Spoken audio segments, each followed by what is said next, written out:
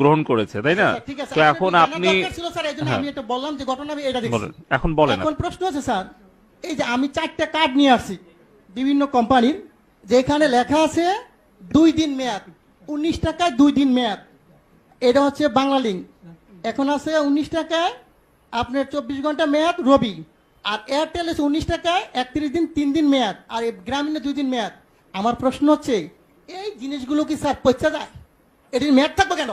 আমার প্রশ্ন হচ্ছে মানুষের টাকা আপনি মনে করেন আমরা যদি 20 কোটি লোক হই, যদি 20 টাকা করে ভরি, আর একদিন সবাই কথা বললাম না, কত হাজার কোটি টাকা এই কোম্পানি নিয়ে যাচ্ছে, সিস্টেমের মাধ্যমে নিয়ে যাচ্ছে। এর আগে আমি বলেছিলাম, একটা নিউজে দেখাইছে 17 মিলিয়ন ভিউ হয়েছে।